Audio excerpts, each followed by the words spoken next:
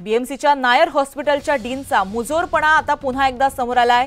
कॉलेजमधील विद्यार्थिनींच्या लैंगिक छळाप्रकरणी मुख्यमंत्र्यांच्या आदेशानंतर डीनवर निलंबनाची कारवाई करण्यात आली होती, पण सरकारी आदेशांना केराची टोपली दाखवत डीनकडून पीडित विद्यार्थ्यांना आणि विद्यार्थिनींना मदत करणाऱ्या या महिला डॉक्टरांवर डीनकडून निलंबनाची कारवाई करण्यात आली आहे।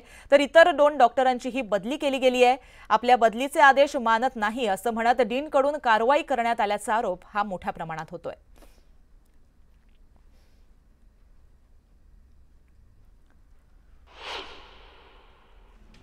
सप्टेंबर महिन्यात झालेल्या अतिवृष्टीमुळे खरीप हंगामातील काढणीला आलेल्या शेतकऱ्यांची 4867 हेक्टर क्षेत्रातील पिकं खराब झाली आहेत। सर्वाधिक नुकसान तासगाव तालुक्यामध्ये झालं असून जत मिरज या तालुक्यांमध्ये किरकोळ नुकसान झालंय।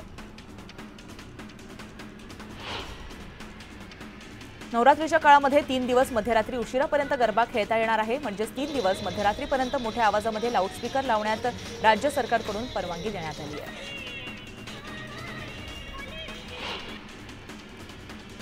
सरकारने सप्टेंबर महिन्यातील जीएसटी संकलनाची आकडेवारी जाहीर केली आहे। वार्षिक आधारावर 6.5% वाढीसह जीएसटी संकलन 1.73 लाख कोटी रुपयांवर पोहोचले आहे।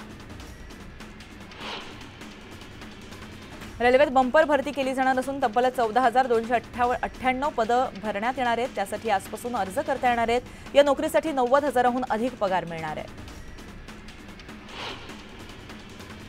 समृद्धी महामार्गाला सुरुवात होणाऱ्या ठाण्यातील आमणे भागातील 46 गावांची आमणे नोड अधिसूचित क्षेत्र म्हणून घोषणा करण्यात आली आहे। त्यामुळे समृद्धी महामार्गालगतच्या भिवंडी परिसरातील सुमारे 115 चौरस किलोमीटर भाग आता एमएमआर आणि एमएसआरडीसीच्या अध्यक्षतेखाली जाणार आहे।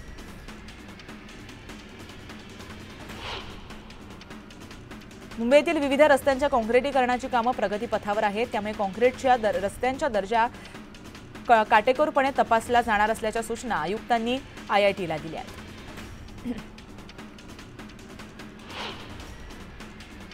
स्पर्धा परीक्षेत अनुचित मार्गाचा अवलंब करणाऱ्या व्यक्तीस किमान 3 आणि कमाल 5 वर्ष कैदची शिक्षा सुनावली जाणार आहे। तसंच 10 लाख रुपयांपर्यंतचा दंड सुनावला जाणार आहे।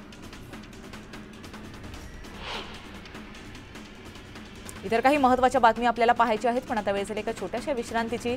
तुम्ही कुठेही जाऊ नका, पाहत रहा न्यूज 18 लोकमत।